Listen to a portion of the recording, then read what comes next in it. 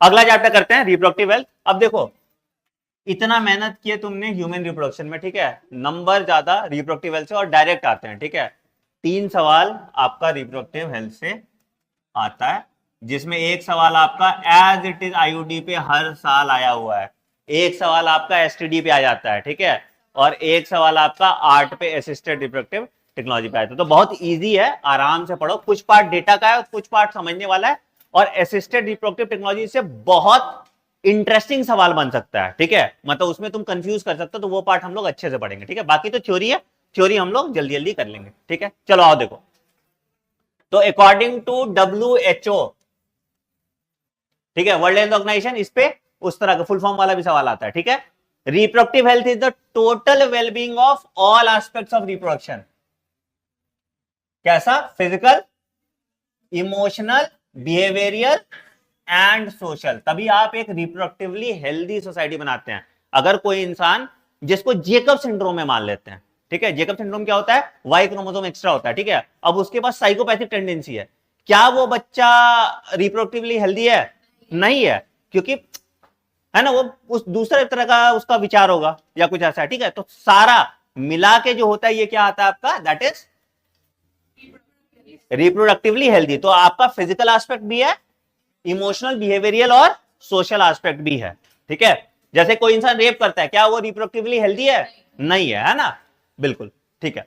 अब आते हैं reproductive health problem and strategies. तो India was among the first countries that initiated reproductive health programme, इसको हम कहते हैं फैमिली प्लानिंग प्रोग्राम या परिवार नियोजन प्रोग्राम, ठीक है।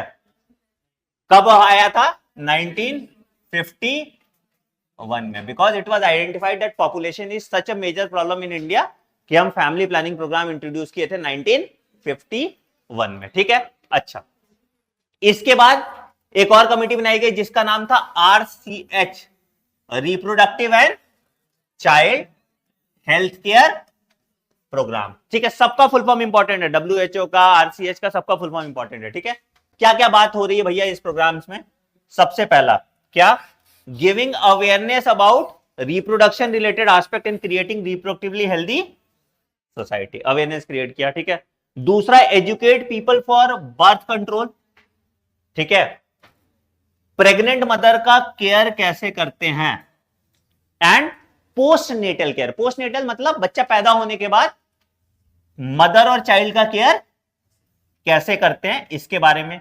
इंपॉर्टेंस ऑफ ब्रेस्ट फीडिंग के बारे में, ठीक है। तुम देखो पहले के, अब तुम लोग तो कभी पैदा भी नहीं होगे, बट दूरदर्शन के टाइम पे, उस टाइम पे जब सिर्फ दूरदर्शन चलता था, तो आधा टाइम यही ऐड आता था, फैमिली प्लानिंग वाले एड्स आते थे, है ना।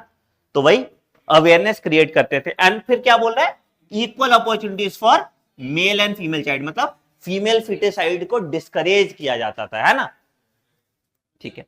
Awareness in problems during population explosion, ये बताया भैया ज्यादा बच्चे होंगे तो क्या होगा, ठीक है। सेक्स अब्यूज के बारे में या सेक्स रिलेटेड क्राइम्स के बारे में अवेयरनेस क्रिएट किया गया वाया दीज प्रोग्राम्स, ठीक है। थ्योरेटिकल पार्ट है, स्टेटमेंट बेस्ड क्वेश्चन आएगा, कॉमन सेंस से बन जाएगा, है ना, काम की चीज है। फैमिली प्लानिंग कब इंट्रोड्यूस हुआ था? RCH और WHO, और कुछ ये तो बता ही दोगे तुम लोग, ठीक है। क्या क्या एम था भैया? To provide right information about sex related aspect, ठीक है, and avoid sex related myths and misconception, ठीक है। Give proper information about reproductive organ, adolescence and safe and hygienic sexual practices, और STD के बारे में भी अवेयरनेस, है ना, ठीक। अब पॉपुलेशन एक्सप्लोजन और ये बात कंट्रोल, ये डेटा इंपॉर्टेंट नहीं है। क्यों नहीं है इंपॉर्टेंट? क्योंकि इसमें 2011 वाले पे ही बात कर रहा है, ठीक है। अब तो सेंसस आ गया ना नया वाला, तो ये डेटा पुराना हो गया, तो एनीवेज, बट ठीक है, एक बार ऊपर ऊपर से देख लो, ठीक है। तो 1900 में जो दुनिया की आबादी थी 2 बिलियन थी, ठीक है, जो 2000 तक कितना हो गया? 6 बिलियन हो गया। इंडिया का पॉपुलेशन जो 350 मिलियन था, वो 2000 के बाद क्या आ गया? 1 बिलियन, मतलब 1/6 भारतीय थे, ठीक है। It means every 6% in the world is an Indian. According to 2011 census, our percent population growth rate was less than 2%. ठीक है, a rate at which population can double rapidly. अगर 2% ग्रोथ है तो डबल ही हो गया ना, है ना. तो पॉपुलेशन कैन डबल रैपिडली. अभी इंडिया सबसे ज्यादा पॉपुलेटेड कंट्री है दुनिया में. ठीक है, चाइना नहीं है. India is the most populated country in the world. ठीक है, बहुत मेहनती लोग हैं हमारे यहाँ. ठीक है, अच्छा क्या रीजन है पॉपुलेशन एज का, पॉपुलेशन एक्सप्लोजन का? खाली है, एग्जैक्टली. ठीक है, तो इंक्रीज. अच्छा देखो क्या क्या हुआ, देखो चीज था, पहला क्या हुआ, एक था इन्फेक्ट, वही सबको ट्रांसफर हो गया कहां, रिप्रोडक्टिव एज में, एक्सप्लोजन. ठीक है, इससे क्या हुआ, सब जगह कंपटीशन है, देख रहे हो अभी यहां पे भी, है ना. रशिया वशिया में पैदा होते तो आराम से एडमिशन हो जाता. इतना कॉलेज है, कोई लोड नहीं है, बाहर से बुला रहे हैं वो लोग को कि एडमिशन करा लो. चलिए आइए कंट्रोल मेजर्स की बात करते हैं. ठीक है, क्या क्या कंट्रोल किया भैया. पहला, motivating the use of contraceptive, ये है ना. तो बहुत वो भी स्लोगन चलाए पहले. ठीक है, पहले था 2 या 3 ही बस. ठीक है, फिर उसके बाद आ गया हम दो.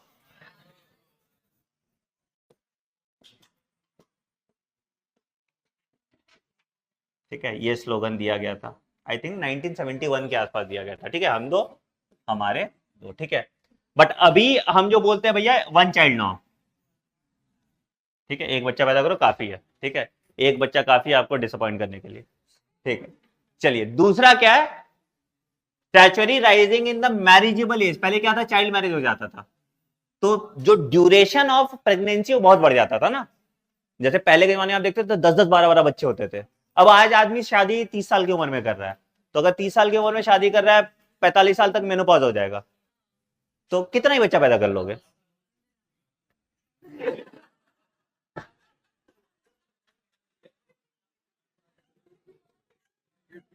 हो गया, हरियाणा का पॉपुलेशन तुम्हें संभालने का. नहीं नहीं, बहुत बढ़िया, लगे रहो इंडिया. ठीक है, statutory rising of marriageable age of female. ठीक है, तो 18 साल कर दिया और मेल्स का 21 साल कर दिया. ठीक है, उसके बाद incentive given to couples with small families. ठीक है, जैसे तुम देखते हो तुम्हारे फॉर्म में भी आता है ओनली गर्ल चाइल्ड है, तो उसका कुछ कुछ आपको फायदा मिलता है, तो वैसे करके आपको. मेरे कौन से हैं. ठीक है, ठीक. अच्छा अब आते हैं काम की चीज पे. ठीक है, अभी तो हो गया टाइम पास इतना. ठीक है, अब काम की चीज बात है. ठीक है, क्या क्या प्रॉपर्टी होना चाहिए एक आइडियल कॉन्ट्रासेप्ट की. पहला, हाँ बेटा, काली वाली पॉलिथीन आती है. ठीक है, 10 रुपए के 100.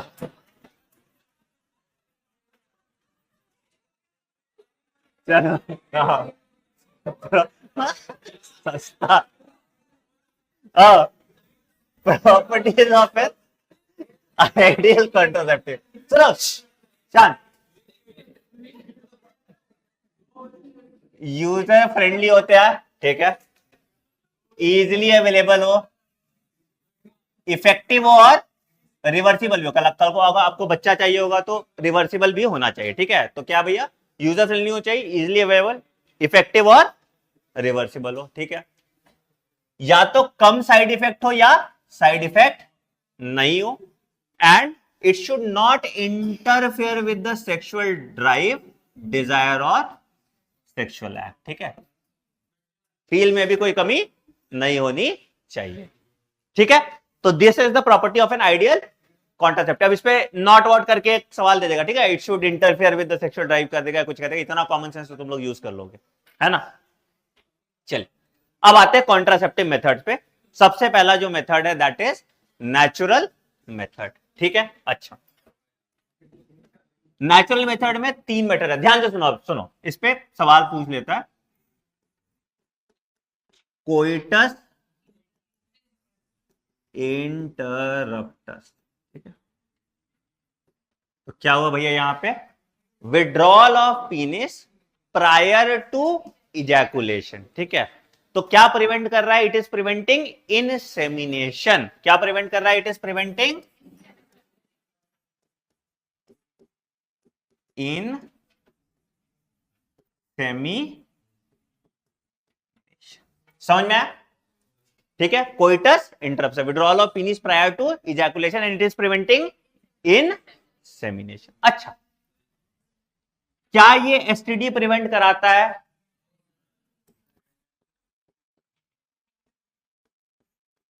Prevent STD, very important point. ठीक है, दूसरा पॉइंट, क्या ये 100% सेफ है? नहीं, चांसेस ऑफ प्रेगनेंसी इसमें भी होता है। क्यों? पहला, सावधानी हटी दुर्घटना घटी। दूसरा क्या होता है, जब बल्बोयूथ्रल ग्लैंड का भी सिक्रीशन होता है तो उसमें कुछ अमाउंट में स्पर्म निकल सकता है और एक स्पर्म आपकी किस्मत खराब कर सकता है। ठीक है, तो दिस इज कोइटस इंटरप्टस। कोई दिक्कत यहां तक? चलिए, दूसरा होता है दैट इज पीरियोडिक एब्स्टिनेंस।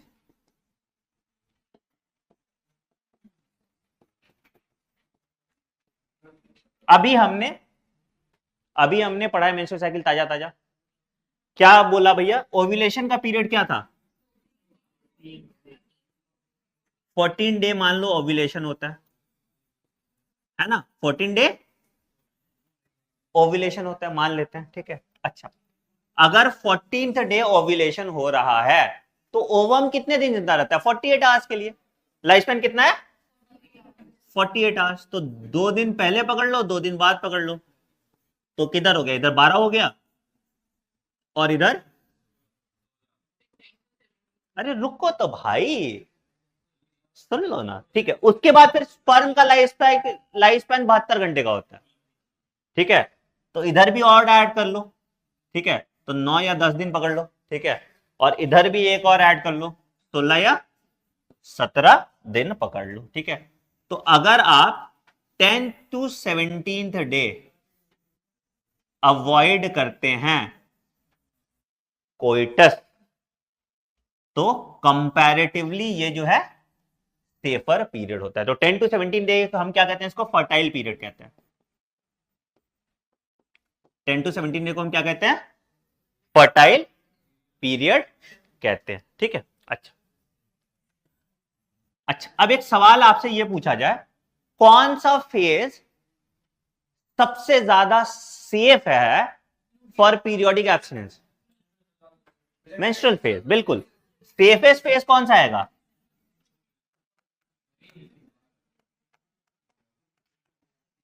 अच्छा, अब इसके बाद मेंस्ट्रुअल फेज के बाद, मेंस्ट्रुअल फेज तो एविडेंट है ना, दिख रहा है मेंस्ट्रुअल फेज है, उस टाइम पे तो ओव्यूलेशन नहीं हो रहा, उस टाइम पे ओव्यूलेशन नहीं हो रहा। अगर मैं बात करूं फॉलिकुलर और लूटियल फेज में, तो ज्यादा सेफ कौन सा होगा? सोचो थोड़ा। हो सकता है ओव्यूलेशन जरूरी है 14वें दिन ही हो, बाद में ही हो गया। इरेगुलर अगर किसी का पीरियड है तो ओव्यूलेशन बाद में हो सकता है। तो initial day of follicular phase हमेशा ज्यादा सेफर होगा as compare to the luteal phase. समझ में आया? Initial day of the follicular phase हमेशा सेफर होगा as compare to luteal phase. Logic समझ में आया? ठीक है, तो पीरियोडिक एब्स्टिनेंस में क्या हुआ? Avoiding coitus during the fertile period which could be 10 to 17 day of the menstrual cycle. अगर मेंस्ट्रुअल साइकिल रेगुलर है, किसी का मेंस्ट्रुअल साइकिल रेगुलर नहीं है ना, या कोई स्ट्रेस में है, या कोई ड्रग ले रहा है, ठीक है, या कुछ भी ऐसा कॉम्प्लिकेशन है, तो उस केस में आप ओव्यूलेशन प्रिडिक्ट नहीं कर सकते। उस केस में पीरियोडिक एब्स्टिनेंस सक्सेसफुल नहीं होगा। तो क्या भैया ये 100% सेफ है? नो। क्या ये एसटीडी प्रिवेंट कर रहा है? नहीं। क्लियर है? कोई दिक्कत? ठीक। तीसरा है, इसको हम कहते हैं लैक्टेशनल अमोनी, क्या स्पेलिंग है यार? अमोनोरिया। ठीक है, चलो कोई नहीं, देख लेना, कोई बात नहीं। लैक्टेशनल अमोनोरिया। अमोनोरिया मतलब समझते हो क्या होता है? मेंस्ट्रुएशन नहीं हो रहा। ठीक है, तो क्या होता है कि जब आप पार्चुरेशन कर रहे हैं के टाइम पे प्रोलैक्टिन ज्यादा है आपका, हाँ या नहीं? ये क्या करता है, ये नेगेटिव फीडबैक मैकेनिज्म देता है एलएच को, और इससे क्या होगा, देयर इज नो ओव्यूलेशन, ठीक है, up to a period of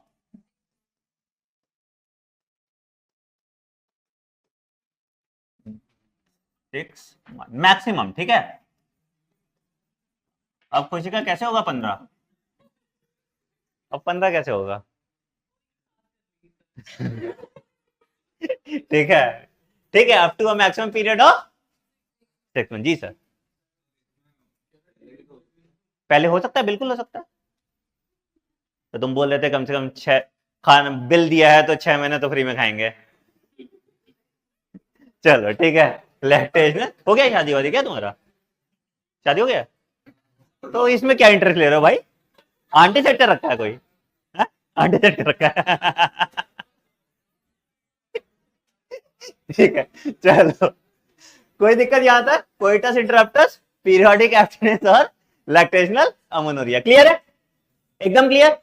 इन सब में क्या है, 100% सेफ मेथड नहीं है, एसटीडी प्रिवेंट नहीं करता, बड़ी। ड्यूरिंग प्रेगनेंसी, हाँ ड्यूरिंग प्रेगनेंसी सेफ ही है ना ऑब्वियसली, ठीक है। हाँ, नहीं नहीं, बच्चे का, बच्चे को कोई कुछ नहीं हो रहा, बच्चों क्या होगा भाई, तुम यूट्रस तक थोड़ी घुसाओगे यार, मतलब पता नहीं क्या बोल रहे हो, कैसे कैसे डाउट पूछते हो यार। चलो, पीरियोडिक एब्सेंस देखो, 10 to 17 day of the menstrual cycle, ठीक है। Withdrawal of penis from vagina just before ejaculation, ठीक है। Prevention of conception by breast feeding of child because ovulation and menstrual cycle do not occur during the period of intense lactation, ठीक है। it has no side effect but chances of failure are, तो अगर पूछा जाए कौन सा method of contraception है जिसका सबसे कम साइड इफेक्ट है,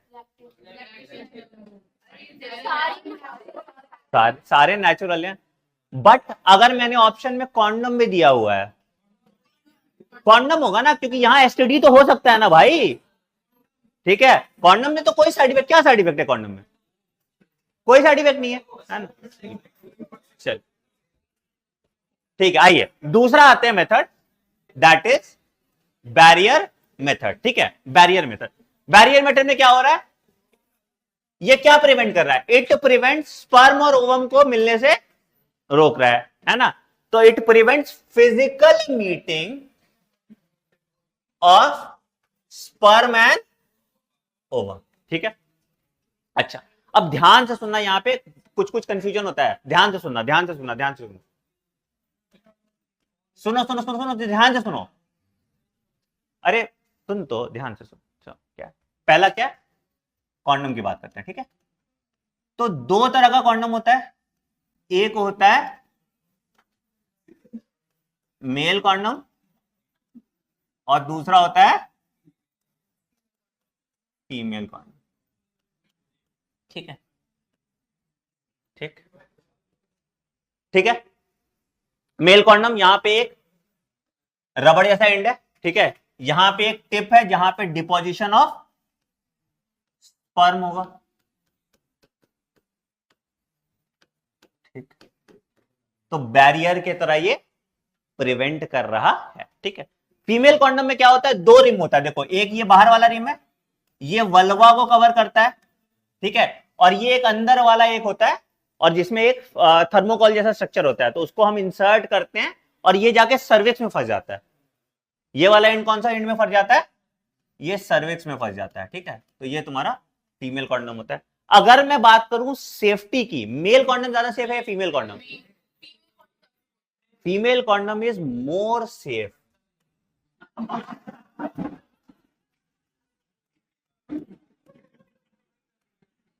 मोर रिलायबल, तभी बोल रहे हैं ना पॉलिथीन इस्तेमाल नहीं करो, ठीक है। इट इज मोर रिलायबल, ठीक है, ध्यान रखिएगा इसका, ठीक है। अच्छा, एक और सवाल, क्या कॉन्डम सारे एसटीडी प्रिवेंट करता है? याद रखना, कॉन्डम सारे एसटीडी प्रिवेंट नहीं करता, ठीक है। बहुत important point, it protect the user from STD and AIDS, ये ठीक है, but it does not prevent all STDs, बहुत इंपॉर्टेंट पॉइंट है।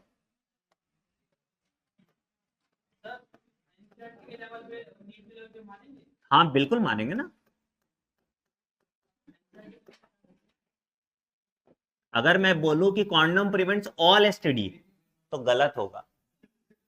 जैसे हर्पीज है, हर्पीज क्या होता है? हर्पीज वेजाइना के अंदर थोड़ी हुआ है। हर्पीज क्या है कि हर्पीज तुम्हारे वल्वा के अराउंड है, या लेट से तुम्हारे कहीं भी फीमेल रिप्रोडक्टिव ट्रैक के पास है, तो उसका पस्ट्यूल्स किसी भी तरह से बॉडी के कांटेक्ट में आएगा तो तुमको हो जाएगा। समझ में आया? तो इसी कारण से it is does not prevent all STD, it does not prevent all STD, इस चीज का ध्यान रखना है आपको, ठीक है। अच्छा, तो मेल कॉन्डम हो गया और फीमेल कॉन्डम हो गया, बैरियर की तरह काम कर रहा है। अच्छा, तो it is made up of rubber और लेटेक्स शीट, जो पॉपुलर ब्रांड है दैट इज निरोध, ठीक है। It covers the penis in male and female में क्या वेजाइना और सर्विस को कवर करता है। It is just use before coitus, prevent the entry of semen into female reproductive tract. तो इंसेमिनेशन प्रिवेंट कर रहा है ये? हाँ, वेजाइना में थोड़ी गया। It is not sorry, it is preventing insemination, लिखो। अभी दूसरा वाला नहीं करेगा, अभी आते हैं उस पर। इट इज प्रिवेंटिंग इंसेमिनेशन, ठीक है। It can be self inserted, अब इसके लिए डॉक्टर का जरूरत है नहीं, and thereby give privacy to user, ठीक है। इजिली अवेलेबल है, ब्लिंकिट पे भी आता है, एंड डिस्पोजेबल है, ठीक है। यहां तक कोई दिक्कत? पक्का? ठीक है, कॉन्डम हो गया। अब देखो दूसरा, हाँ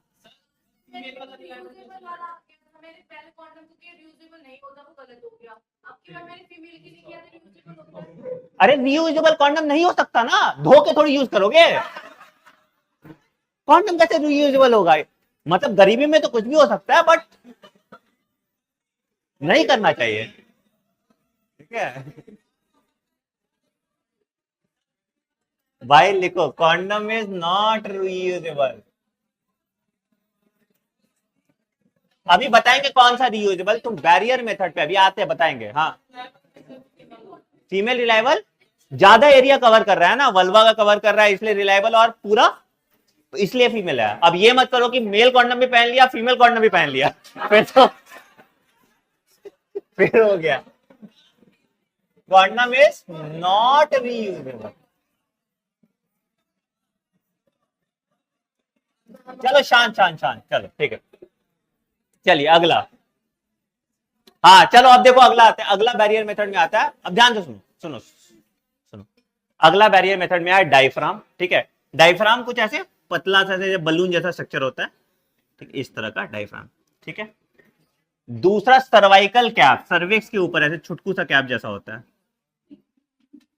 ठीक है, ये सर्वाइकल कैप होता है। और वॉल्ट, वॉल्ट थोड़ा ऐसे छोटा, ठीक है, ऐसा सा होता है, ठीक है। ये सब क्या होता है? इट इज इंसर्टेड इनटू,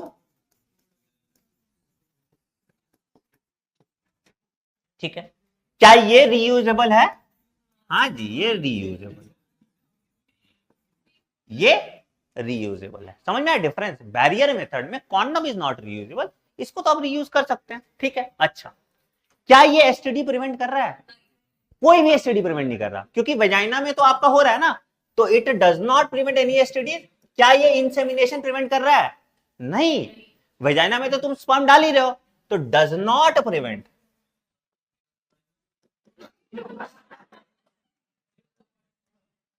अरे क्या कर रहा है बता रहा है।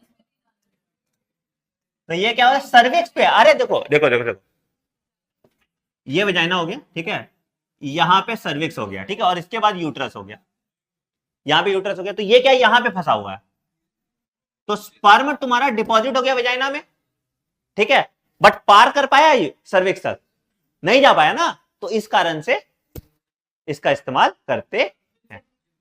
हाँ क्या, तो भाई पहन के थोड़ी घूमना है।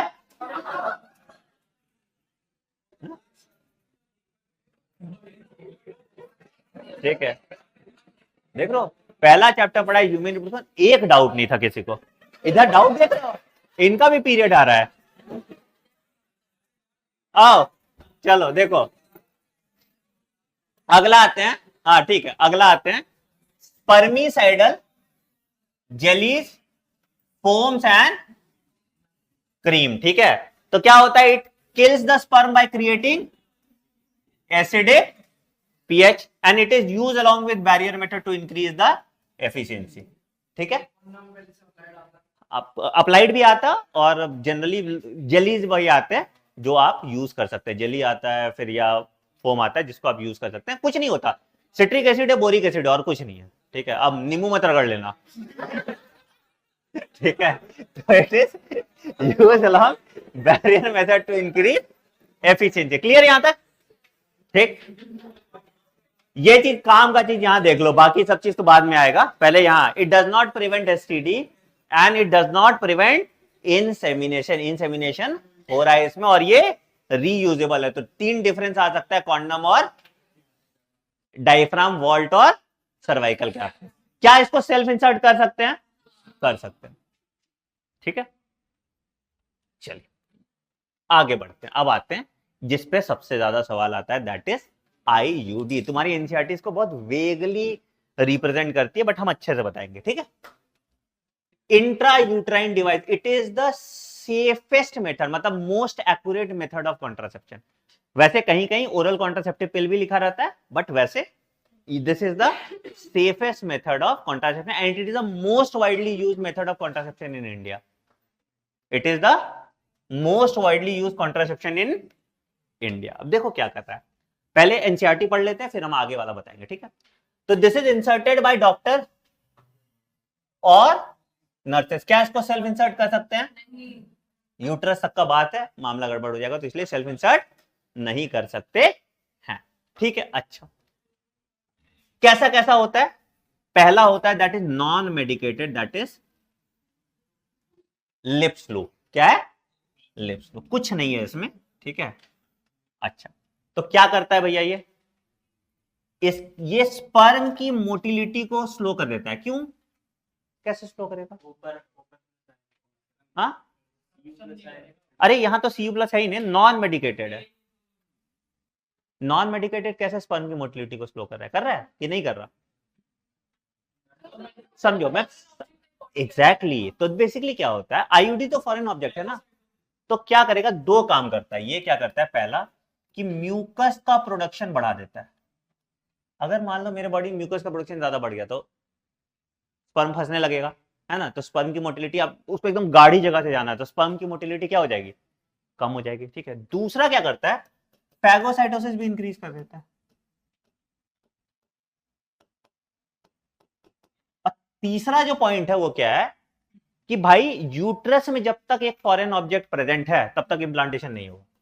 तो मान लो किसी तरह कोई ढीठ स्पर्म है, फर्टिलाइज कर भी लिया तो भी इंप्लांटेशन नहीं होगा। तो जब तक कोई फॉरेन ऑब्जेक्ट यूट्रस में तब तक इंप्लांटेशन, इसीलिए सेफेस्ट मेथड माना जाता है। जब तक कोई फॉरेन ऑब्जेक्ट है देयर इज नो इम्प्लांट। तो क्या लिप्स लूप इंप्लांटेशन प्रिवेंट कर रहा है?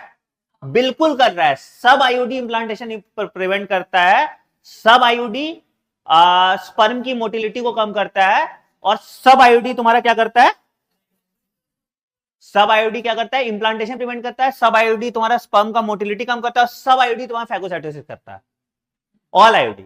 ठीक है, सिर्फ क्या होता है, एक्शन या मैकेनिज्म अलग होता है। जैसे अब मैंने नॉन मेडिकेटेड में तो स्पर्म मोटिलिटी कंपैरेटिवली कम स्लो होगी, मतलब थोड़ा तेज होगी as compare to copper releasing. ठीक है, तो सीयू रिलीजिंग आईयूडी में क्या होता है, copper T, CU7 on Multiload 375, truck का नाम रखा है मल्टीलोड 375। ठीक है, अच्छा अब यहां पे क्या होता है, कि यहां पे प्रेजेंट है कॉपर आयन। अब ये कॉपर आयन स्पर्म के साथ बाइंड कर जाता है, बोलता है भैया मुझे भी साथ ले चलो। ठीक है, अब कॉपर आयन अगर स्पर्म के साथ बाइंड कर गया तो और मोटिलिटी क्या होगी स्पर्म की, कम हो गई। तो अगर मैं बोलूं कि लिप्स लूप लगाने में और कॉपर रिलीजिंग आयोडी लगाने में स्पर्म की मोटिलिटी ज्यादा कम किसमें है, कॉपर आयन में, बट मोटिलिटी दोनों में कम हो रही है, ज्यादा कम किसमें है, कॉपर आयन में स्पर्म की मोटिलिटी आपकी ज्यादा कम है, ज्यादा कम है। तो copper releasing आयोडी suppresses sperm motility and fertilising capacity of sperm. तो CUT, CU7 और मल्टीलोड 375, क्या ये इंप्लांटेशन प्रिवेंट कर रहा है? Yes, it is preventing implantation also, it is preventing implantation also. ठीक है, तीसरा है हार्मोन रिलीजिंग आयोडी। क्या, कोई बात नहीं, लिख ली। हार्मोन रिलीजिंग आयोडी, हार्मोन रिलीजिंग आयोडी में आ गया आपका प्रोजेस्ट्रेट और LNG-20। सब पे सवाल आया हुआ है ना, प्रोजेस्ट्रेट और LNG-20। ठीक है, अब ये क्या कर रहा है, ये हार्मोन रिलीज कर रहा है। कौन सा हार्मोन रिलीज करता होगा, प्रोजेस्टेरोन। अब इससे क्या होता है, ये यूट्रस को अनसुटेबल बनाता है फॉर इंप्लांटेशन। ठीक है, और सर्विक्स को हॉस्टाइल कर देता है टू स्पर्म। ठीक है, तो पहला क्या किया, यूट्रस को और अनस्टेबल बना दिया फॉर इंप्लांटेशन। तो इंप्लांटेशन का चांस सबसे कम कौन से आईयूडी में है, हार्मोनल, है ना। स्पर्म मोटिलिटी सबसे कम कहां होगा, कॉपर टी। क्लियर है, क्लियर है। तो तीन तरह का आपका आईयूडी हो गया, हार्मोन रिलीजिंग में LNG-20 और प्रोजेस्ट्रेट, कॉपर रिलीजिंग में CUT, CU7 and Multiload 375 and non medicated में लिप्स लूप। किसी को कोई दिक्कत, कॉपर टी पहचानने आ जाएगा। ठीक है, ये यूट्रस के बाहर रहता है। क्यों ये बाहर रहता है, पहला तो एक अपनी जगह पे फंसा रहेगा, ठीक है, दूसरा निकालना आसान होगा, है ना, तो ये बाहर रहता है। और कॉपर टी जनरली कुछ साल के बाद निकाल देना चाहिए। जनरली लोग क्या होता है, नया नया कॉपर टी लगाया, 20 साल छोड़ दिया, फिर वो ग्रीन हो जाता है। हम लोग तो बहुत ऐसे कॉपर टी देखे जो एकदम पूरा एकदम फंस गया और क्या हुआ, ये गल गया, तो ये जाके फैलोपियन ट्यूब में जाकर अटक गया और पूरा एकदम इंफेक्शियस हो जाता है। बहुत लोग उनको याद ही नहीं है कि उन्होंने लगवाया था। ठीक है, तो ये बहुत कॉम्प्लिकेशन हो जाता है, तो आपको धीरे धीरे इसको रिप्लेस करना पड़ता है। 5 साल 10 साल में आप इसको रिप्लेस करते हैं। क्लियर है यहां तक, किसी को कोई दिक्कत, आईयूडी में किसी को कोई दिक्कत? क्या कर रहा है, फैगोसाइटोसिस रोक रहा है, करा रहा है, सॉरी, स्पर्म का मोटिलिटी स्लो कर रहा है एंड इंप्लांटेशन प्रिवेंट कर रहा है। सबका स्पेसिफिक फंक्शन कॉपर रिलीजिंग में मोटिलिटी पे आ गया, यहां पे it makes the uterus unsuitable for implantation. Clear है सर, कोई भी दिक्कत, कुछ भी ऐसा कंफ्यूजन? चल, तो आईयूडी आपको खत्म हो गया। आईयूडी पे सवाल आता है इसलिए मैं इतना बार पूछ रहा हूं। चलिए, अब आते हैं ओरल कॉन्ट्रासेप्टिव पिल्स। ठीक है, ओरल कॉन्ट्रासेप्टिव पिल्स। ठीक है, अच्छा, सबसे पहले आता है आपका डेली पिल।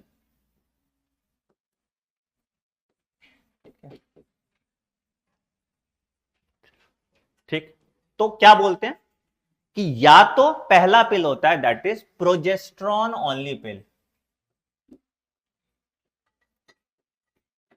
कृपया अपने बुद्धि का थोड़ा इस्तेमाल करना, ठीक है, जितना है उतना तो कर ही दो। और दूसरा होता है low oestrogen and high progesterone.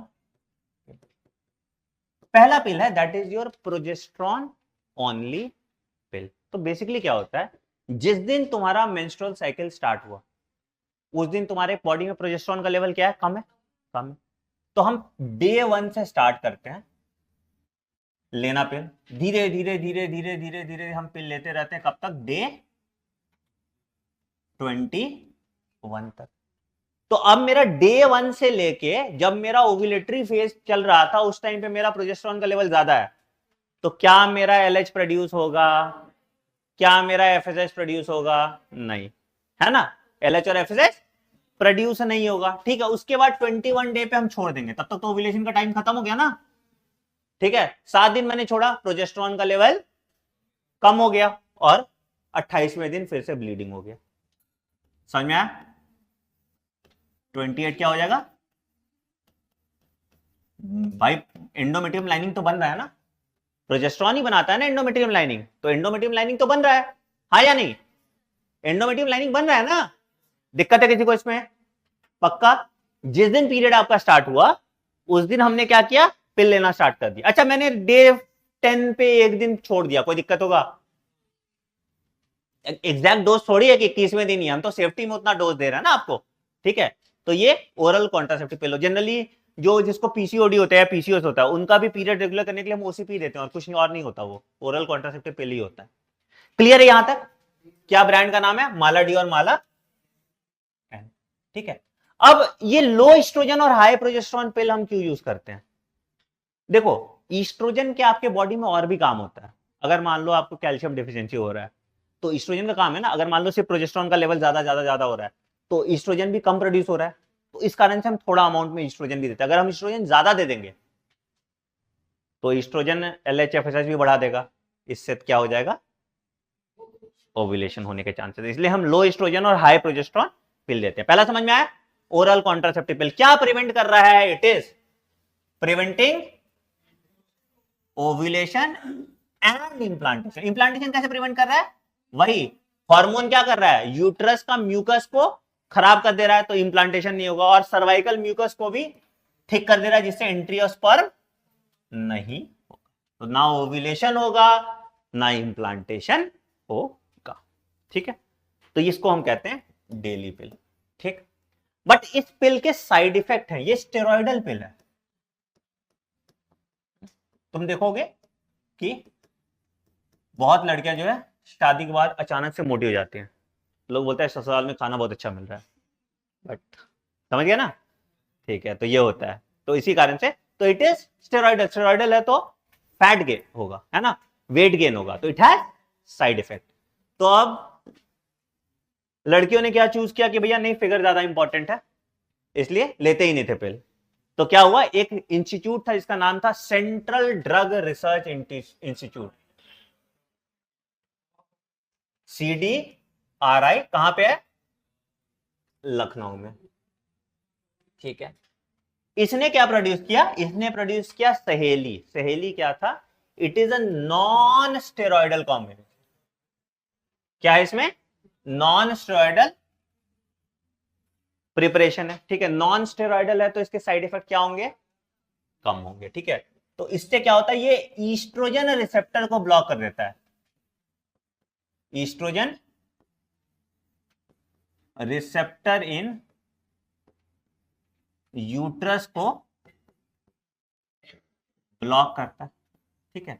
जिससे ओव्यूलेशन भी नहीं होता और इंप्लांटेशन भी नहीं होता, ठीक है? जिससे ओव्यूलेशन नहीं होगा और इंप्लांटेशन नहीं होगा। क्लियर? बाकी जैसे आप इसमें तुम्हारा जो पीसीओएस में ये काम नहीं करेगा ना, मेंस्ट्रुअल साइकिल को इफेक्ट नहीं कर रहा ना, ये ऑल्टर, ये क्या कर रहा है, ईस्ट्रोजन के रिसेप्टर को ब्लॉक कर रहा है, तो ईस्ट्रोजन एक्ट ही नहीं कर पा रहा आपके बहुत सारे रिसेप्टर पे। तो ईस्ट्रोजन अगर रिसेप्टर ब्लॉक हो गया तो ईस्ट्रोजन का लेवल बढ़ा भी है तो भी ईस्ट्रोजन काम नहीं कर पा रहा। ईस्ट्रोजन काम नहीं करेगा तो ओव्यूलेशन नहीं होगा, क्योंकि ओव्यूलेशन के लिए एलएचएफएसएच और ईस्ट्रोजन तीनों चाहिए था। तो इसलिए, और बाद में क्या होता है, एंडोमेट्रियम लाइनिंग में भी दिक्कत आता है, तो इंप्लांटेशन भी नहीं होता क्योंकि ईस्ट्रोजन का रिसेप्टर ब्लॉक्ड है। तो estrogen helps in secondary sexual development and implantation also, no, तो वहां भी इसको दिक्कत आता है। समझ में?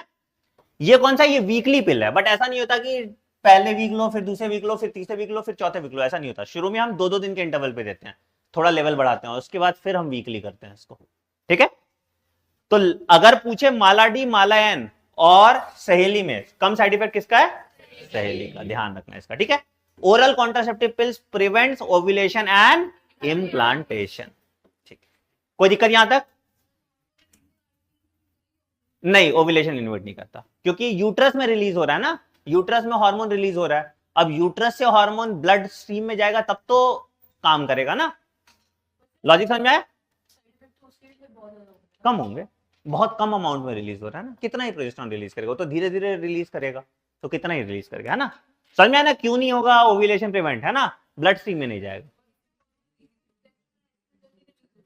प्रोजेस्टेरॉन, तभी तो प्रोजेस्ट्रैट नाम है ना। चलिए अच्छा, अब आते हैं इंजेक्टेबल्स एंड इम्प्लांट्स। अब जनरली क्या होता है कि अब मान लो यार पिल खाओ, कौन खाएगा, झंझट वंझट होता है, ठीक है। तो हम क्या बोलते हैं, एक फिनोमिना होता है, इसको हम कहते हैं डेपोवेरा। क्या कहते हैं? डेपो। डेपो मतलब डिपॉजिट, वेरा मतलब स्लो। तो एक इंजेक्शन होता है जिसको कहते हैं डेपोवेरा, ये अगर आप लगा लेते हैं, ठीक है, तो हम जनरली क्या होता है, इस इंजेक्शन को आपको लगा देते हैं, और ये क्या होता है, धीरे धीरे धीरे धीरे धीरे धीरे प्रोजेस्टेरॉन रिलीज करते रहता है। तो अगर प्रोजेस्टेरॉन रिलीज कर रहा है तो ओव्यूलेशन, ओव्यूलेशन नहीं होगा तो बच्चा नहीं होगा। तो ये तुम्हारा इंजेक्टेबल्स होता है। तो प्रोजेस्टेरॉन और progesterone estrogen combination or injections, ठीक है। अच्छा, ये 6 महीने के लिए वैलिड होता है, 6 मंथ तक चलता है ये काम, ठीक है। दूसरा इंप्लांट होता है, तो हम क्या करते हैं, ये तुम्हारा स्टिक कहता है, ठीक है। अब ये 6 महीने वाला 6 हम सबक्यूटेनियस डाल देते हैं। कहां पे? सबक्यूटेनियस मतलब स्किन के अंदर। अब ये धीरे धीरे धीरे धीरे प्रोजेस्टेरॉन रिलीज करते रहेगा। ये भी क्या करेगा, धीरे धीरे धीरे धीरे प्रोजेस्टेरॉन रिलीज करते रहेगा। तो इस केस में भी क्या होगा, ओव्यूलेशन नहीं होगा, इंप्लांटेशन नहीं होगा। तो दोनों इंजेक्टेबल और इंप्लांट दोनों के केस में क्या हो गया, ओव्यूलेशन नहीं हुआ एंड इंप्लांटेशन नहीं हुआ, ठीक है। अब देखो यहां पे देखो, this mode of action is like that of pill and their effective period is much longer. क्यों लॉन्गर? क्योंकि स्लोली रिलीज हो रहा है ईस्ट्रोजन और प्रोजेस्टेरॉन का लेवल। ईस्ट्रोजन का लेवल कम होगा, प्रोजेस्टेरॉन का लेवल ज्यादा होगा। ये भी क्या प्रिवेंट कर रहा है, ओव्यूलेशन एंड इंप्लांटेशन। तो लिखिए प्रिवेंट्स, गलत किए बेटा इसके एक भी सवाल।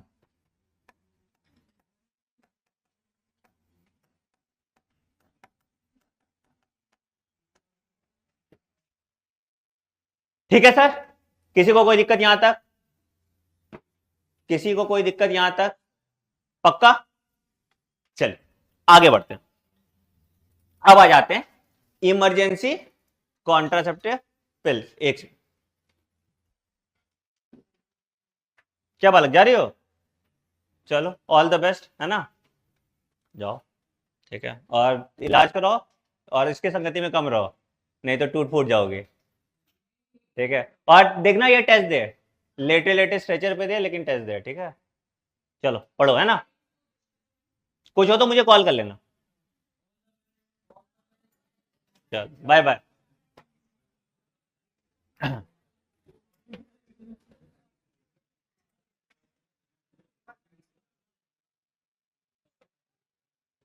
हाँ ठीक है, यहां तक कोई दिक्कत?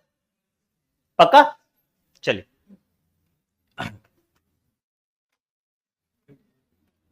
अगला आते हैं इमरजेंसी कॉन्ट्रासेप्टिव पिल। अब ये देखो, इसका काम एकदम बहुत इंटरेस्टिंग है, कैसे काम करता है समझो। सुनो सुनो सुनो, इमरजेंसी कॉन्ट्रासेप्टिव पिल भी एक तरह से ओरल कॉन्ट्रासेप्टिव पिल ही है, कुछ नहीं होता उसमें। उसमें क्या है भैया, उसमें भी या तो प्रोजेस्टेरॉन है या प्रोजेस्टेरॉन ईस्ट्रोजन कॉम्बिनेशन है। बस क्या होता है कि इसमें जो क्वांटिटी ऑफ प्रोजेस्टेरॉन है वो डोज ज्यादा होता है और कुछ नहीं होता है, ठीक है। अच्छा, क्या होता है, it is use as an emergency contraceptive within 72 hours of coitus. It is use within 72 hours of coitus to avoid pregnancy due to rape और कैजुअल इंटरकोर्स। अच्छा, कैसे काम करता है, देखो सपोज कॉमन सेंस यूज करो। जिस कैसे काम करता है देखो, अगर मान लो 14 डे ओव्यूलेशन है, ठीक है, सुनो सुनो सुनो, ध्यान से सुनो, ध्यान से सुनो, बहुत इंपॉर्टेंट है। 14 डे ओव्यूलेशन। अब तुम मान लो तुमने कि 10वें दिन सेक्स कर लिया, ठीक है, या 11वें दिन कर लिया या 8वें दिन कर लिया, एनीवे, ठीक है। अब तुमने तब खाया ओसीपी, तो क्या हुआ, प्रोजेस्टेरॉन का लेवल बढ़ गया। अगर प्रोजेस्टेरॉन का लेवल बढ़ गया तो इट विल प्रिवेंट ओव्यूलेशन। 14 से पहले तुमने खाया तो इट विल प्रिवेंट ओव्यूलेशन, समझ में आया? अच्छा, अब तुमने ओव्यूलेशन हो गया, ठीक है, तुमने 17 डे सेक्स किया या 15 डे किया या 16 डे किया, लेट्स से, ठीक है। तो अब तो ओव्यूलेशन तो हो गया, तो उसका तो कुछ नहीं कर सकते। ओव्यूलेशन हो गया तो उसका कुछ नहीं कर सकते, तो क्या करेंगे यहां पे, इंप्लांटेशन प्रिवेंट करेंगे। कैसे प्रिवेंट करेंगे, तो क्या होता है कि अगर प्रोजेस्टेरॉन का लेवल बहुत ज्यादा बढ़ गया तो तुरंत वो नेगेटिव फीडबैक मैकेनिज्म दे देगा। नेगेटिव फीडबैक मैकेनिज्म दे देगा तो it will prevent implantation. And it will prevent implantation, हाँ या नहीं? तो आफ्टर 14 डे ये क्या प्रिवेंट कर रहा है? इम्प्लांटेशन। और बिफोर, तो आप बोलोगे यार ये तो बाद में भी ले सकते, 7 दिन तक ले सकते थे, क्योंकि इम्प्लांटेशन तो 7 दिन के बाद होगा, तो 72 घंटे के अंदर ही क्यों कहता है लेने के लिए? स्पर्म मार ही नहीं रहा ना, स्पर्म पहुंचने के बाद बात कर रहे हो ना तुम तो। थोड़ा इस्तेमाल करो बुद्धि के। सवाल यह है कि इम्प्लांटेशन तो 7 दिन में होगा ना ब्लास्टोसिस्ट बनने के बाद, तो 7 दिन तक हमको ले लेना चाहिए, 72 घंटे क्यों कहता है? अरे सर्वाइकल में स्पर्म तो पहुंच गया ना भाई, तुमने 48 घंटे के बाद खाया, 48 घंटे तक तो स्पर्म तो डेस्टिनेशन तक पहुंच गया ना, हो गया, जाइगोट बन गया, धप्पा। इसके बाद अरे कॉमन सेंस का इस्तेमाल करो, थोड़ा सा लगाओ, थोड़ा सा, थोड़ा सा। कौन सा हार्मोन है ये? स्टेरॉइडल। स्टेरॉइडल हार्मोन का एक्शन स्लो होता है या फास्ट होता है? तो क्या इसको ब्लड में फैलने में भी तो टाइम लगेगा, कि तुम तुरंत खाए एकदम तुरंत हो गया, ऐसा होता है? तो एकदम बुद्धि नहीं यार तुम लोग में, एकदम मतलब जीरो बुद्धि। छोड़ो, हाँ समझ में आया? समझ में आ गया? इमरजेंसी कॉन्ट्रासेप्टिव पिल क्या कर रहा है? अगर टेकन बिफोर ओव्यूलेशन तो इट विल प्रिवेंट ओव्यूलेशन, अगर टेकन आफ्टर ओव्यूलेशन तो it will prevent implantation. Clear है सर? कोई दिक्कत? And it has very high side effect, तो कृपया इसका इस्तेमाल ना करें, ठीक है? चलिए, तो ये सब टेम्पररी मेथड ऑफ कॉन्ट्रासेप्शन, हाँ ठीक।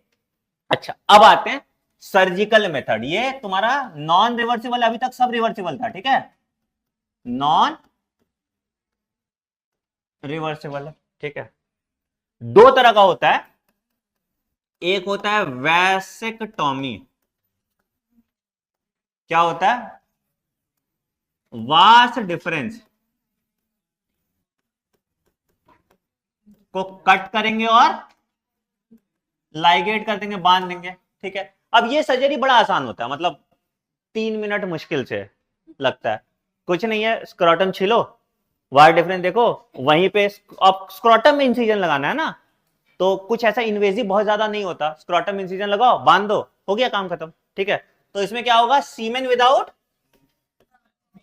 ठीक है, सीमेन विदाउट स्पर्म प्रोड्यूस होगा, सीमेन विदाउट,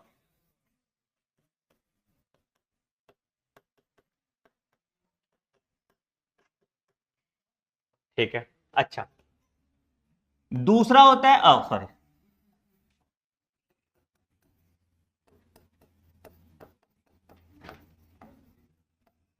क्या होता है? कटिंग एंड ऑफ, अगर सिर्फ टाइंग ऑफ फैलोपियन ट्यूब हो रहा है तो इसको ट्यूबल लाइगेशन कहते हैं, लाइगेट कर दिए। तो इसमें क्या हुआ? ओवम प्रोड्यूस होगा,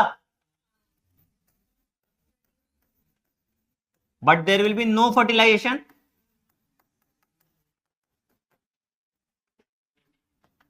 अच्छा, मान लो कि मैंने एम्पुला के बाद वाला काट दिया, तो क्या फर्टिलाइजेशन होगा? होगा ना? अब एक गधे जब उधर से भी तो आएगा, रास्ते को इधर से तोड़ो, इधर से तोड़ो, एक साइड से स्पर्म रोकेगा, एक साइड से ओवम रोकेगा।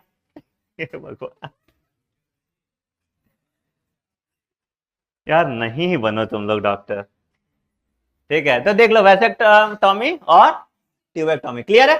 ठीक है? ट्यूबेक्टॉमी इन्वेजिव सर्जरी होता है, मतलब इसमें वैसे तो ये भी इन्वेजिव ही है, बट मतलब इसमें एब्डोमिनल टाइम रिकवरी का ज्यादा लगता है, and it is a more intense surgery, but sadly हमारे देश में ट्यूबेक्टॉमी ज्यादा होता है एज कम्पेयर टू वैसेक्टॉमी, ठीक है? एनीवेज, वैसे भारत सरकार आपको पैसा देती है, अगर आपको कभी ऐसे 1500 रुपए का कमी हो या रेडियो चाहिए तो क्लिनिक में आइए, आप किसी भी सरकारी स्वास्थ्य केंद्र जा सकते हैं और आप तुरंत 1500 रुपए कमा सकते हैं, ठीक है? तो देख लो, हाँ भारत सरकार पैसा देती है, अगर आप, टारगेट होता है ना जनरली, क्या होता है, ये प्राइमरी हेल्थ केयर सेंटर्स का टारगेट होता है कि आपको मतलब इतने वैसेक्टॉमी कराने हैं, तो पकड़ पकड़ के लाते हैं वैसेक्टॉमी कराने के लिए, ठीक है, चलिए ठीक है। अच्छा तो देखो वैसेक्टोमी क्या, स्टेरिलाइजेशन प्रोसीजर इन मेल, ठीक है। In this a small part of vast difference is removed and tied up through a small incision in the scrotum. यहां पे small incision in the abdomen और थ्रू वजाइना, वैसे abdomen के through ही करते हैं।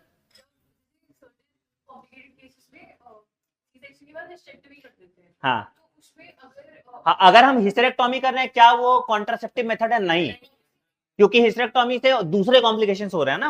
हाँ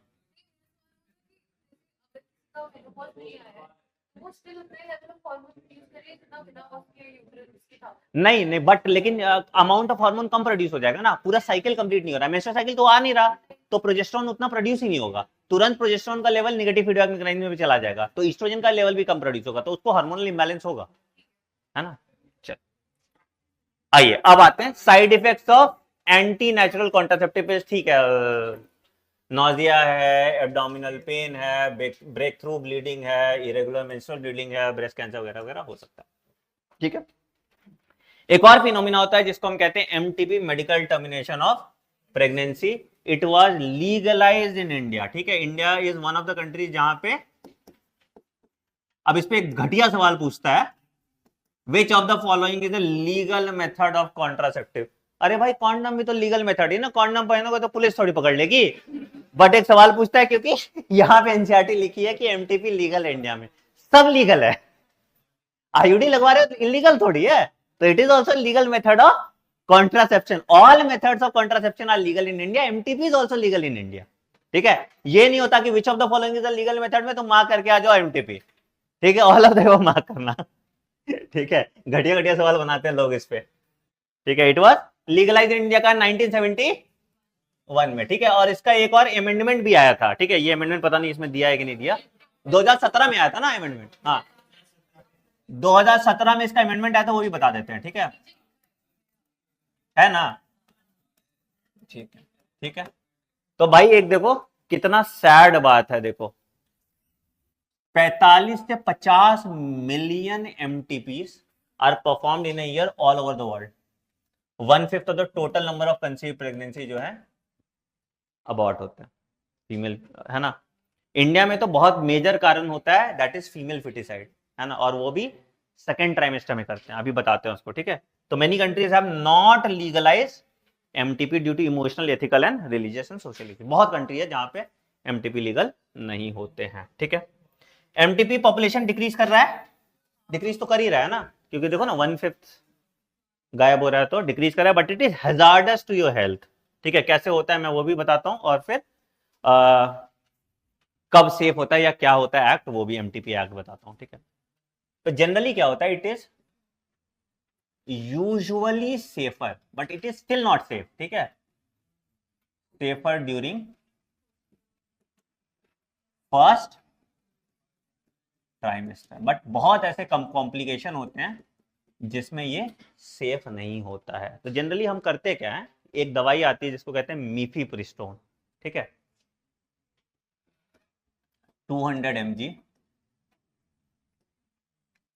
मीफीप्रिस्टोन लेते हैं, ठीक है। मीफीप्रिस्टोन क्या करता है, ये ब्लॉकर की तरह काम करता है, प्रोजेस्टेरॉन के रिसेप्टर को ब्लॉक करता है। उसके बाद क्या करता है, ये यूट्राइन स्क्रेपिंग करना स्टार्ट करता है, क्या करता है, यूट्राइन स्क्रेपिंग करना स्टार्ट करता है। तो पहले हम क्या होता है कि 48 आवर्स के पहले मीफीप्रिस्टोन लेते हैं, उसके बाद 200 इंटू 4, ठीक है, मतलब mg, मतलब कितना हो गया 800 mg मीजोप्रिस्टोन लेते हैं। अगर फर्स्ट ट्राइमेस्टर है तो हम 400 में ही बोलते हैं कि भाई कर लो, ठीक है, और नहीं तो फिर हम या तो दो ओरली दे दिए, दो सपोजिटरी दे दिए, कैसे भी कर लेते हैं, ओरली भी दे सकते हैं, सपोजिटरी भी कर सकते हैं, ठीक है। तो मीजोप्रिस्टोन देते हैं, और इसके बाद क्या होता है कि इमीडिएट ब्लीडिंग स्टार्ट हो जाता है, और बहुत हेवी ब्लीडिंग होता है। तो जनरली क्या हुआ होता है कि एक केस था हम लोग क्या, तो उसमें क्या था, उसको एट्रियल स्टेनोसिस था, ठीक है, मतलब उसके केस में क्या हो गया कि ब्लड थिनर पे उसको रहना पड़ता था। अब ब्लड थिनर पे, अब ब्लड थिनर छोड़ेगा तो हार्ट अटैक आ जाएगा, और यहाँ पे अगर ब्लड थिनर पे रहेगा तो ब्लीडिंग नहीं रुकेगा, तो बहुत कॉम्प्लिकेटेड केस था उसका। तो कुछ कुछ केस में एमटीपी बहुत कॉम्प्लिकेटेड भी होता है, ठीक है। इसके बाद फिर हम पहले यूएसजी करते हैं और उसके बाद फिर भी बाद में भी यूएसजी करके हमें चेक करना पड़ता है कि कुछ पार्ट फीटस का तो नहीं बच गया। कभी कभी क्या होता है कि जब ये स्क्रैप कर रहा है पूरा स्क्रैप नहीं हुआ, कुछ पार्ट फीटस का रह गया, तो that will create some sort of infection. हाँ, सक्शन करके भी, मतलब अगर जरूरत पड़ी तो सक्शन करके क्लीन करना पड़ता है, नहीं तो फिर से ये प्रोसेस रिपीट करना पड़ता है, ठीक है। ये हो गया, ठीक है। तो क्या बोला कि अगर फर्स्ट ट्राइमेस्टर में हम कर रहे हैं तो हम क्या है, एक रजिस्टर्ड मेडिकल प्रैक्टिशनर कर सकता है, ठीक है। उसके प्रिस्क्रिप्शन, ये प्रिस्क्रिप्शन ड्रग होता है, ऐसे आपको नहीं मिल सकता, एक रजिस्टर्ड मेडिकल प्रैक्टिशनर कर सकता है, ठीक है। अब मान लो कि सेकेंड ट्राइमेस्टर है, इट इज वेरी रिस्की, ठीक है। फिर हमको या तो सर्जिकली इंटरवीन करके काट काट के निकालना पड़ जाता है, ठीक है, विच इज वेरी रिस्की, ठीक है। तो सेकेंड ट्राइमेस्टर में आपको 2 रजिस्टर्ड कि मतलब वैलिड रीजन होना चाहिए, मेडिकल प्रैक्टिशनर चाहिए। और जनरली क्या होता था, जो फीमेल फिटिसाइड के केसेस होते थे वो यहीं पे होते थे। फर्स्ट ट्राइमेस्टर में तो पता ही नहीं चला, तो चौथे महीने में पता चला, अब चौथे महीने में आके ये काम करा रहा है, तो यहां पे फिर बहुत दिक्कत होती थी, बहुत कॉम्प्लिकेशंस होती थी। क्लियर है, ठीक है। आई क्या importance, to provide unwanted pregnancy due to casual intercourse, failure of contraceptive और कोइटस और रेप्स, ठीक है। एसेंशियल इन केसेस जहां पे continuation of pregnancy could be harmful to mother और फीटस, है ना। अगर मान लो कि, अच्छा एक चीज बताओ, क्या ये एक्टोपिक प्रेगनेंसी में काम करेगा? एक्टोपिक प्रेगनेंसी समझते हो क्या होता है? अगर इंप्लांटेशन कहीं और हो गया, ठीक है, तो क्या ये एक्टोपिक प्रेगनेंसी में काम करेगा? नहीं, MTP doesn't work on ectopic pregnancy. Point यहां पे लिख लीजिए।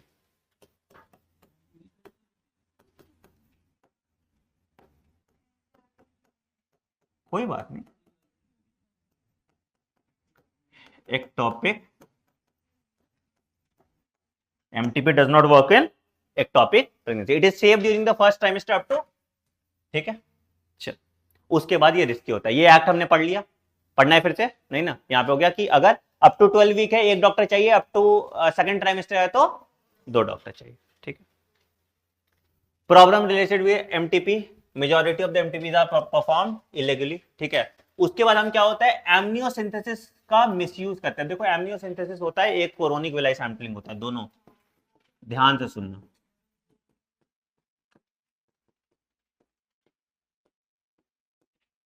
एमनियोसिंथेसिस हम करते हैं 14 टू 16th वीक में, मतलब सेकंड ट्राइमेस्टर में करते हैं, ठीक है। क्या, अरे 14 टू 16 बोल भी तो रहे हैं, सुनाई भी नहीं दे रहा क्या? दिख नहीं रहा, ठीक है। ये कोरोनिक विलाई सैंपलिंग करते हैं हम 8 से,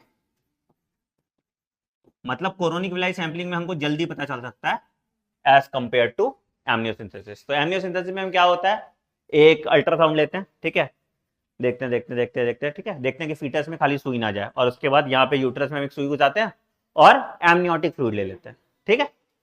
गलती से बच्चे को सुई पड़ा तो हिंदी में गाली देगा, ठीक है, ठीक है। तो क्या करते हैं हम उसका, तो we analyse foetal cells and dissolve substances from amniotic fluid, ठीक है। तो दोनों चीज हम बायोकेमिकल टेस्ट भी करते हैं और जेनेटिक टेस्ट भी करते हैं, है ना, कि एमनियोटिक फ्लूइड में क्या क्या चीज है। तो इससे हमको कौन कौन बीमारी पता चलेगा, जेनेटिक डिसऑर्डर तो पता चल ही जाएगा, कैसे, डाउन सिंड्रोम है, ठीक है, अरे ठीक है, हीमोफीलिया है, नहीं इसको एक्रोमिगली है, और सिकल सेल एनीमिया, ठीक है, ठीक। तो हमको ये पता चल जाता है, ठीक है। कोरोनिक विलाई सैंपलिंग में क्या करते हैं, हम कैथेटर लेते हैं और कोरोनिक विलाई का सैंपल लेते हैं, है ना। इसमें फीटल सेल पहले से है, एमनियोटिक फ्लूइड में तो बाद में होगा ना, जब एम्ब्रियो डेवलप होगा तब फीटल सेल होगा, इसमें फीटल सेल पहले से हो जाएगा। तो कोरोनिक विलाई सैंपलिंग में हम क्या करते हैं, सैंपल ऑफ कोरोनिक विलाई लेते हैं, इससे जल्दी पता चल जाता है ना। समझ में आया ना बात, ठीक है। क्या, हाँ एमनियोसिंथेसिस अलाउड है, बट सेक्स डिटर्मिनेशन के लिए अलाउड नहीं है। मतलब यार देखो, सेक्स डिटर्मिनेशन तो अल्ट्रासाउंड में डॉक्टर को दिख ही जाता है, ठीक है, जो है मुझे दिख जाएगा क्या कौन सा सेक्स है, ठीक है।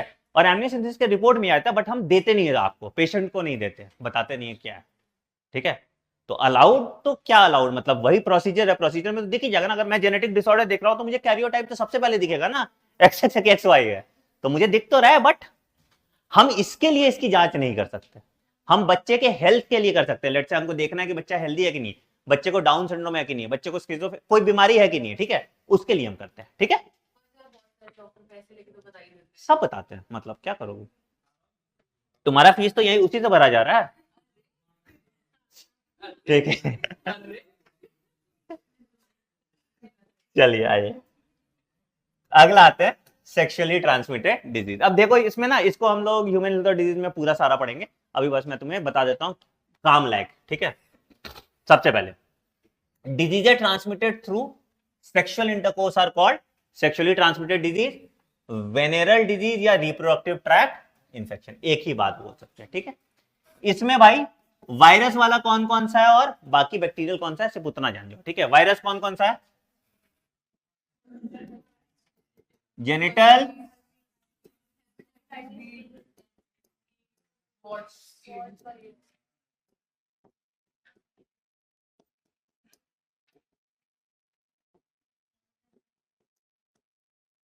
और ठीक है, हर्पीस किससे होता है, हर्पीस सिंप्लेक्स,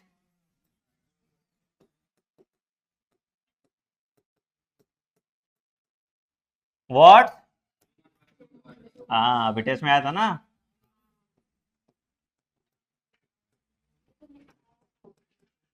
कोई बात नहीं, हेपेटाइटिस बी, हेप बी वायरस, और एड्स ह्यूमन इम्यूनोडिफिशियंसी वायरस, ठीक है। गोनोरिया होता है निसेरिया गोनोरिये, ठीक है। सिफिलिस होता है ट्रेपोनिमा पैलेडियम, बस इतना ही जानना है तुमको। तो निसेरिया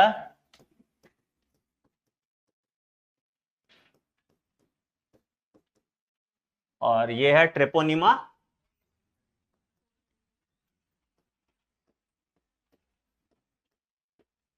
पैलेडियम, ठीक है। क्लैमाइडोसियासिस होता है, इसमें ईस्ट इन्फेक्शन कहते हैं इसको, ठीक है। क्लैमाइडोसियासिस जो होता है ये ईस्ट इन्फेक्शन होता है, जो नहीं होता वाइट डिस्चार्ज ज्यादा होता है, ये उसके कारण भी हो जाता है, मतलब it does not necessarily have to be sexually transmitted, ठीक है। एनीवे कौन कौन सा क्योरेबल है, इसको छोड़ के सब क्योरेबल है, ठीक है। अगर कोई वायरल है तो अनक्योरेबल है, अगर वायरल नहीं है तो क्योरेबल, क्लियर है, सिंपल मैथ्स यहां पे दे दो, ठीक है। तो जैसे एड्स क्योरेबल है, नहीं, हेपेटाइटिस बी क्योरेबल है, नहीं, हर्पीस क्योरेबल है, नहीं, ठीक है। हाँ जी, क्योरेबल नहीं है ना। हेपेटाइटिस बी आपको हो जाता है तो आपके टेस्ट में हमेशा हेप बी पॉजिटिव आएगा, ठीक है। जनरली क्या होता है, तो आपको उसके सिम्टम्स कम हो जाते हैं, जैसे हर्पीज में भी हम क्या होगा, एंटीवायरस ले सकते हैं, ठीक है, बट उसका क्या आउटब्रेक होता रहेगा, आजीवन आपके टेस्ट में पॉजिटिव आएगा। आपको एक बार हर्पीज हो गया तो होगा, हाँ तो रहेगा ना, टेस्ट में तुम्हारे पॉजिटिव आएगा, तुम्हारा ऑस्ट्रेलिया का वीजा कभी नहीं लगेगा, ठीक है। हाँ नहीं होता, तो एड्स भी नहीं होता जरूरी थोड़ी, ठीक है। रशिया का लग जाएगा, रशिया का लग जाएगा। ऑस्ट्रेलिया किसको जाना है ना। ठीक है, तो हेपेटाइटिस बी और एड्स क्या है, ये ब्लड से भी और बॉडीली फ्लूइड से भी ट्रांसमिट होता है, क्लियर है सर, कोई दिक्कत यहां तक, एसटीडी पे पक्का, कोई बात नहीं, लिख लो, कुछ घिस जाएगा, ठीक है। देखो अरे लिखा तो है यार, हम क्यों इतना मेहनत किए, Neisseria gonorrhoea, Treponema pallidum, chlamydiasis, ठीक है, trichomoniasis, herpes, hepatitis, HPV, HIV लिखाइए, ठीक है। तो except hepatitis B, genital herpes and HIV, other disease are completely curable if detected early, है ना। बट सिफिलिस में भी क्या हो जाता है, सिफिलिस लेटेंट फेज में चला जाता है कभी कभी, ठीक है, और उसके बाद तुम्हारे ब्रेन सेल्स को जाके खाता है, तो वो बहुत डिफिकल्ट रहता है। अगर लेट स्टेज सिफिलिस है तो क्योर नहीं हो पाएगा, तो अर्ली डिटेक्शन हो गया तो आपको क्योर हो सकता है, ठीक है। अच्छा, hepatitis B and HIV are also transmitted through injecting needle, surgical instrument and infected person, ठीक है, transfusion of blood and from infected mother to foetus भी ट्रांसपोर्ट हो सकता है। ठीक है, अच्छा सुनो, सिम्टम्स क्या क्या है सर? इचिंग है, fluid discharge, slight pain, swelling. ठीक है, अच्छा जनरली क्या होता है अगर ये क्योर नहीं करते हैं तो क्या हो गया? Pelvic inflammatory disease and it can lead to infertility और एक्टोपिक प्रेगनेंसी और अबॉर्शन एंड स्टिल बर्थ और कैंसर भी। ठीक है, तो अगर इसको क्योर नहीं करते तो ये सब बीमारी आपको हो सकता है। यहां तक कोई दिक्कत? चल लास्ट टॉपिक पे आते हैं, दैट इज, अच्छा चलो एक प्रिवेंशन। ठीक है, avoid sex with unknown partner slash multiple partner, always use condom during coitus, in case of doubt go to a qualified doctor, मेरे पास मत आना, for early detection and get complete treatment. ठीक है, हाँ बिल्कुल खत्म ही हो गया। आइए आइए, इनफर्टिलिटी। हाँ, अब ध्यान से सुनना, बहुत इंपॉर्टेंट पॉइंट है, हम एक ग्राफ में समझा देंगे और फिर जिंदगी में कभी गलत नहीं करोगे। ठीक है, सुनो ध्यान से सुनो, इनफर्टिलिटी। ठीक है, ठीक, इसको हम कहते हैं आर्ट, इसका ट्रीटमेंट को, ठीक है, असिस्टेड रिप्रोडक्टिव टेक्नोलॉजी, है ना, असिस्टेड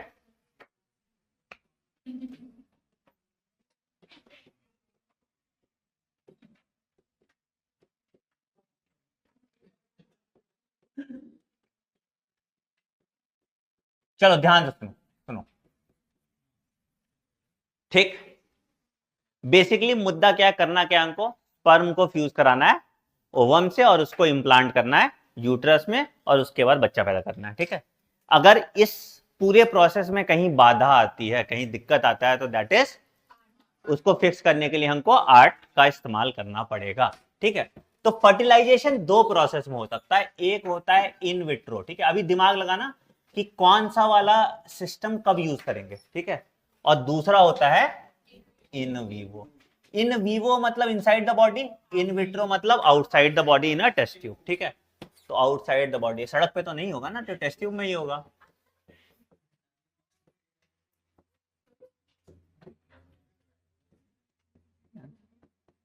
तुमने नाले में स्पर्म डाला, वहां से किसी ने उठा लिया, है ना, in vivo.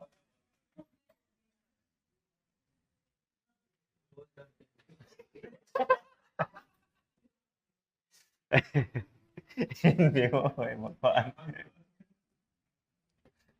Inside the body. ठीक है, सुनिए पहले हम इन वीवो वाला पार्ट देखते हैं। ठीक है, सबसे आसान तरीका जो हम करते हैं दैट इज आर्टिफिशियल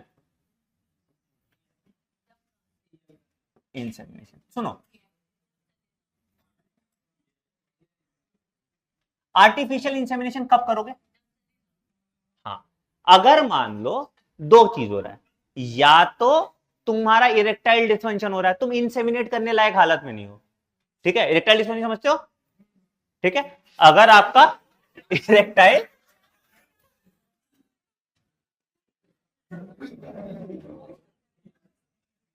अगर आपका इरेक्टाइल डिसफंक्शन हो रहा है, ठीक है, या लो स्पर्म काउंट है, वैसे तो लो स्पर्म काउंट वाला पार्ट ज्यादा इंपॉर्टेंट नहीं है यहां पे। ठीक है, तो इस केस में हम क्या करते हैं? Artificial insemination. क्या करते हैं? स्पर्म इज टेकन फ्रॉम या तो फादर या donor and is inserted in vagina. तो स्पर्म फ्रॉम क्या?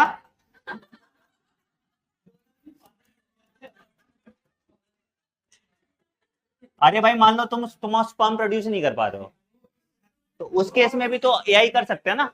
तो sperm from father slash donor is inserted in vagina. ठीक है, इज इंसर्टेड इन वेजाइना। ठीक है, यहां तक कोई दिक्कत? किसी को दिक्कत यहां तक आर्टिफिशियल इंसेमिनेशन में? ठीक, दूसरा होता है, इसको हम कहते हैं IUI, इंट्रा यूट्राइन इन अब मान लो पहला तो कि हाँ ठीक है इरेक्टाइल डिसफंक्शन है और स्पर्म का मोटिलिटी कम है, तो हम आधा रास्ता स्पर्म को पहुंचा देते हैं यूट्रस तक, है ना, या कोई बैरियर है सर्विक्स में तो भी हम स्पर्म को यूट्रस तक पहुंचा देते हैं। तो अगर स्पर्म इज फेलिंग टू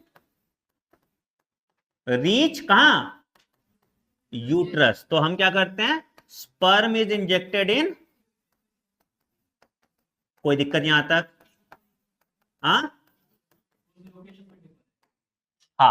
अगर हम वेजाइना में डाल रहे हैं तो आर्टिफिशियल इंसेमिनेशन, अगर यूट्रस में डाल रहे हो तो इंट्रा यूट्राइन इंसेमिनेशन। बिल में भी डिफरेंस आता है, पैसा जो डॉक्टर लेगा इसका ज्यादा लेगा, लंबा रास्ता चलना है, ठीक है, यहां तो कोई दिक्कत। अच्छा तीसरा होता है सर, तीसरा होता है सर गिफ्ट, गैमीट इंट्रा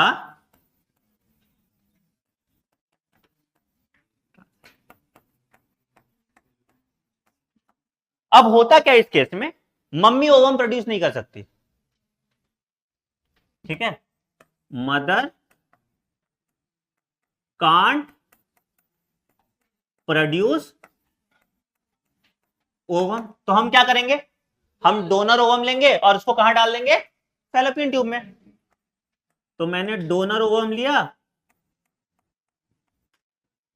और इसको डाल दिया फैलोपियन ट्यूब ऑफ मदर में, और उसके बाद या तो बोला कि भैया आप सेक्स करके आ जाओ, या उसका आर्टिफिशियल इंसेमिनेशन करा दिया मेल का। तो फर्टिलाइजेशन कहां हो रहा है, फैलोपियन ट्यूब में हो रहा है ना, फर्टिलाइजेशन कहां हो रहा है, फैलोपियन ट्यूब। तो अगर सवाल आया कि मम्मी ओवम प्रोड्यूस नहीं कर सकती है तो गिफ्ट दे देंगे।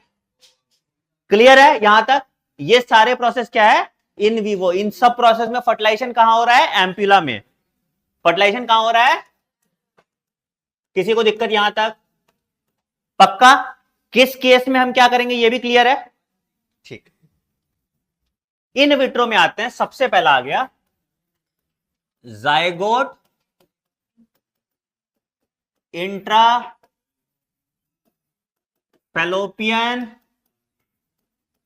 Transfer, ZIFT, zygote intra fallopian transfer. तो हमने क्या किया, अब देखो किस केस में होगा, हमने स्पर्म लिया, या मदर से ले सकते हैं या डोनर का ले सकते हैं, और सॉरी मदर, अरे ठीक है भाई,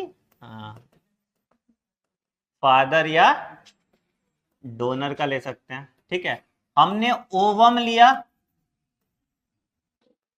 फादर का ले सकते हैं या अरे हो गया, बहुत लंबा क्लास हो गया यार, मदर का ले सकते हैं और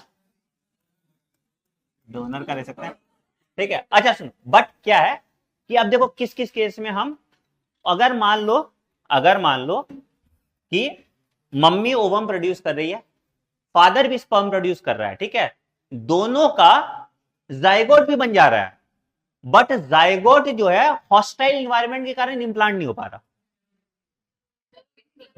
है ना, जाइगोट जो है हॉस्टाइल एनवायरनमेंट के कारण इंप्लांट नहीं कर पा रहा। तो इस केस में क्या करते हैं कि हम जाइगोट को बनाए, सुनो जाइगोट को बनाए कहां पे, इन विट्रो, और अगर अप टू 8 ब्लास्टोमिया स्टेज तो हम इसको जाइगोट में डाल सकते हैं, फैलोपियन ट्यूब में डाल सकते हैं।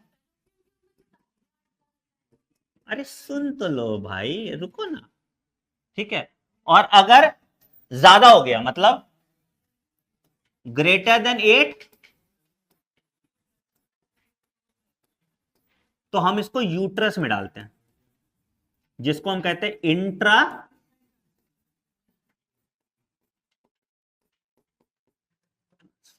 ठीक है।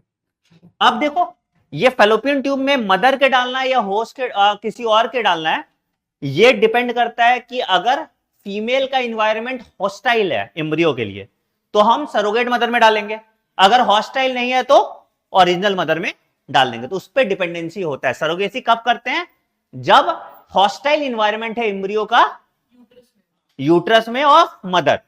ठीक है, तो हम क्या करते हैं, सरोगेसी करते हैं। एक कोई मूवी था, एक चोरी चोरी चुपके चुपके करके, बहुत पुराना, ठीक है, उसमें दिखाया था सरोगेसी। तो सरोगेसी में उसने क्या किया, सेक्स करा दिया है कि डॉक्टर डॉक्टर का जरूरत नहीं है, किसी और के साथ सेक्स कर लो, बच्चा हो गया। क्या, हाँ कुछ हुआ था, ठीक है। तो ये ZIFT होगा, क्लियर है यहाँ पे, ये समझ में आया, ये समझ में आ गया, पक्का। ठीक है, एक और चीज होता है इन विट्रो में, क्या होता है, हाँ ICSI, इंट्रा। अब दिक्कत क्या है ना, सब कुछ ठीक है,